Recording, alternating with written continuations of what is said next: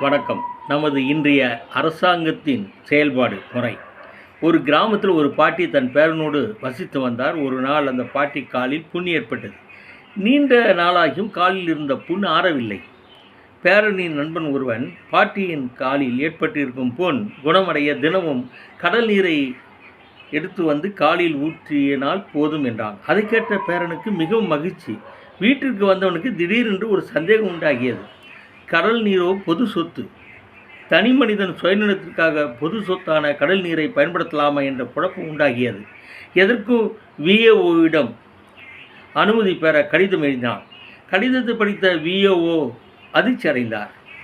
இது எவன் செஞ்ச கூத்துன்னு தெரியலையே, இதுவரைக்கும் எவனும் இது மாதிரி ஒரு அனுமதி கேட்டதில்லையே, நமக்கு எதுக்கு வம்பு, பேசாமல் தாசில்தாருக்கு அனுப்பிடுவோம் என்று பேரன் எழுதிய கடிதத்தையும் சேர்த்து அனுப்பினார். கடிதத்தை பார்த்த தாசில்தார், விஏஓவுக்கு நமக்கும் ரொம்ப நாளாக வாய்க்கா தகராறு, பழிவாங்க நம்மிடம் அனுப்பியிருக்கிறான், அதனால் கலெக்டருக்கு அனுப்பிடுவோம் என்று பேரன் எழுத கடிதத்தை சேர்த்து ஒரு கடிதம் எழுதி அனுப்பினார்.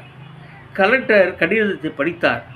அனுமதி கேட்டவன் ஆளுங்கட்சிக்காரனா எதிர்கட்சிக்காரனா தெரியல, பிரச்சனை பெரிதாகி வருமே, நமக்கு எதுக்கு வம்புன்னு சம்பந்தப்பட்ட துறைக்கு அனுப்பி வைத்தார்.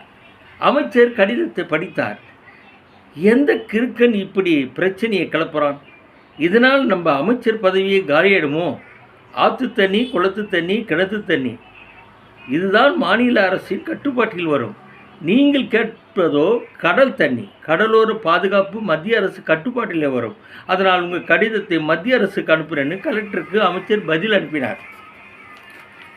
கடிதம் மத்திய நீர்வளத்துறையின் கையில் கிடைத்தது. மத்திய அமைச்சர் பிரதமரிடம் பேசினார். நான் வெளிநாட்டுக்கு பயணம் செய்ய உள்ளதால் கடலின் ஒரு கரை நம் நாட்டில் இருந்தாலும் அடுத்த கரை அடுத்த நாட்டில் உள்ளது. இது சர்வதேச பிரச்சனை. அதனால் ஐநா சபையில் பேசி அனுமதி வாங்கும் வரை கடல் தண்ணியை எடுத்து பாட்டி காலை கழுவுவதற்கு தடை விதிக்கப்பட்டது என்றார்.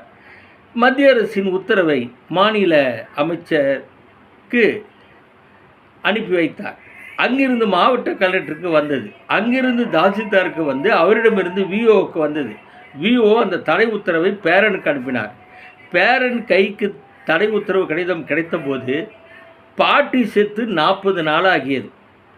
அதுதான் இன்றைய அரசியல். சிந்திக்கலாமே. வணக்கம்.